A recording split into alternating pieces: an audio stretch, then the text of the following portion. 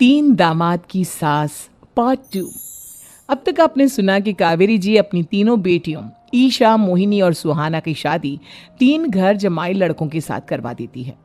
उन्हें लगता है कि ये लड़के शायद घर का कामकाज संभाल लेंगे, लेकिन उनके तीनों घर जमाई बहुत आलसी थे। वो नौकरी भी नहीं करते थे और बाहर का काम भी नहीं। कावेरी जी ने अपनी बेटियों से कहा कि वो प्रेगनेंसी का बहाना बनाकर अपने पतियों को सबक सिखाए। अब सुनिए आगे। मम्मी, आपने जैसा कहा था हमने वैसा ही किया, लेकिन देखिए ना, विवेक का हाल तो वैसा का वैसा ही है। घर में ना सुबह का नाश्ता बनता है और ना खाना। नौकरी पर जाने की बात करूं तो खाने को दौड़ते हैं मुझे। हाँ मम्मी, मैंने भी सुमित को कितनी बार कहा कि अगर नौकरी नहीं करनी तो कोई छोटी सी दुकान ही खोल लो। घर का खर्चा कैसे चलेगा? देखो दोपहर के 12 बजने आए और जनाब अभी तक सो रहे हैं। हाँ मम्मी, ईशा और सुहाना ठीक कहती हैं। अविनाश का भी यही हाल है।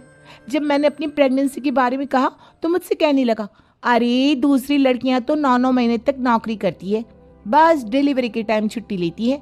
मोहिनी, तुम भी नौकरी करो। अब मुझे कहाँ नौकरी मिलेगी? मम्मी बताओ, अब मैं क्या करूं? हे भगवान, क्या सोचकर घर जमाई दामाद लाई थी मैं कि मेरी बेटियां मेरे पास रहेंगी और खुश रहेंगी, लेकिन इन आलसी दामादों ने तो हमारी जिंदगी को भी प्रॉब्लम में डाल दिया है। मैं तो कहती हूँ मम्मी, हम लोग वापस अपनी जॉब पर जाना शुरू कर देते हैं। बता देते हैं इन लोगों को कि हमने प्रेगनेंसी का बहाना किया है। नहीं नहीं बेटा, ऐसी गलती भी मत करना। अगर तुमने ऐसा किया तो इन तीनों की आदत और खराब हो जाएगी। अरे आज नहीं तो कल कभी तो तुम प्रेग्नेंट होगी, तब वापस यही प्रॉब्लम आएगी। तब क्या करोगी तुम तीनों? हाँ मम्मी, आपकी बात तो बिल्कुल सही है। इन लोगों को तो सुधारना ही पड़ेगा। लेकिन कैसे? अपने बच्चों के आने की खबर सुनकर भी इन लोगों पर कोई असर नहीं हो रहा। पैसे कमाने के लिए घर से बाहर निकलना ही नहीं चाहते ये तीनों। अब मेरे दिमाग में एक प्लान आया है। तुम तीनों चिंता मत करो, उन तीनों को बुलाओ, फिर मैं बात करती हूँ। थोड़ी देर बाद कावेरी जी अपने तीनों दामादों को सामने बुलाकर अपनी बात कहना शुरू करती हैं।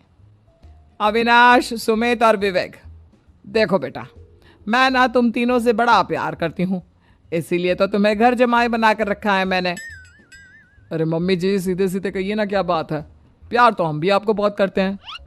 अरे मम्मी जी, आपकी इज्जत भी बहुत करते हैं। अरे भाई, आपके जैसी सास और कमाने वाली बीवी सबको मिलती है क्या?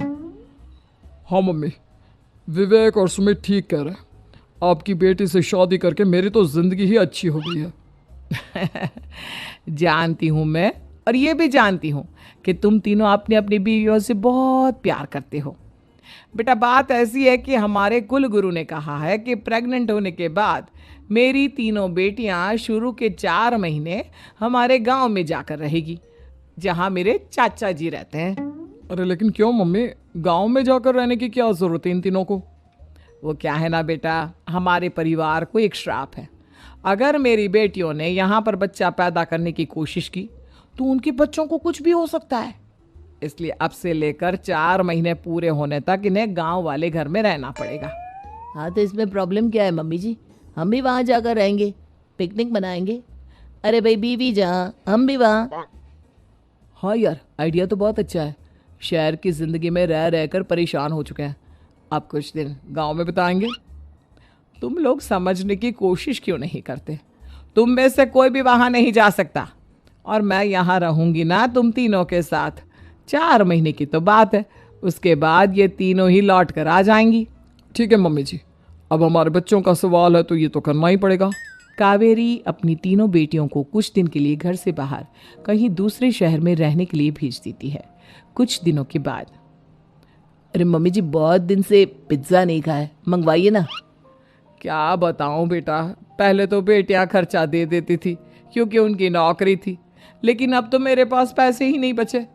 थोड़े बहुत पैसे हैं जो बच्चों की डिलीवरी में काम आएंगे। लेकिन मम्मी जी, आपकी बेटियों को वापस आने में तो अभी बहुत वक्त बाकी है। वही सोच सोच कर परेशान हो रही हूँ। सोच रही हूँ कल से दूध भी बंद करवा देती हूँ। अब दूध वाले को देने के लिए पैसे भी तो नहीं है ना। अरे नहीं नहीं मम्मी जी, अगर दूध भी बंद करवा दोगी तो मुझे चाय कहाँ से मिलेगी? और चाय के बिना मैं तो मर ही जाऊंगा। क्या करूं बेटा, इसके अलावा हमारे पास कोई ऑप्शन नहीं है। मेरे पास पैसे ही नहीं बचे।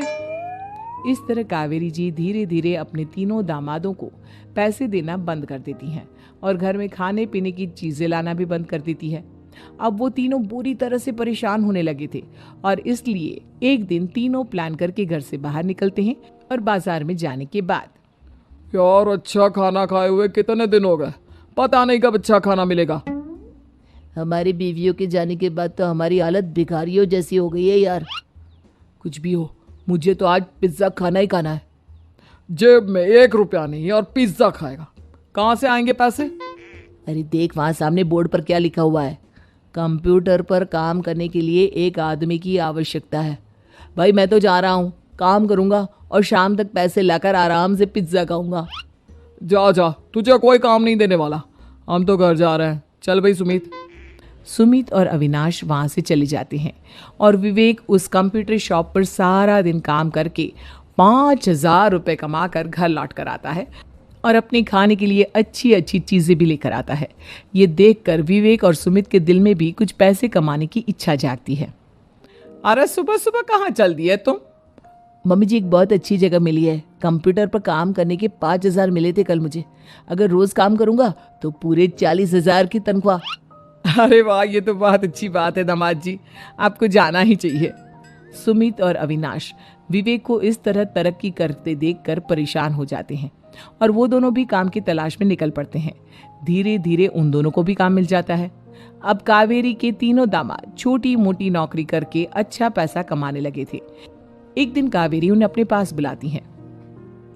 अरे वाह, विवेक 40,000 कमा लेता है, अविनाश 60,000 और सुमित तुम भी 40,000 के आसपास कमा ही लेते हो।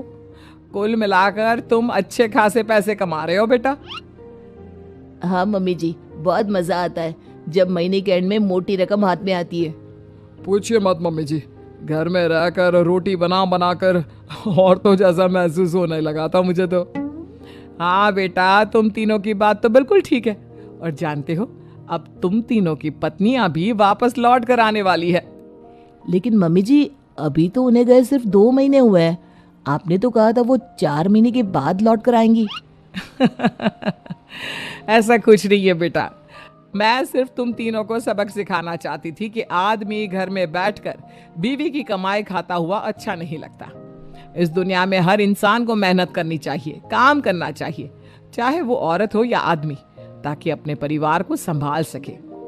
कावेरी की बात सुनकर उन तीनों को अपनी गलती का एहसास होता है और कावेरी उन्हें सच बता देती है कि ईशा, सुहाना और मोहिनी शहर में ही कहीं दूसरी जगह रह रहे थे। शाम के वक्त उन तीनों की पत्नियां लौट कर आ जाती है और कावेरी जी का परिवार एक खुशहाल परिवार की तरह रहने लगता है।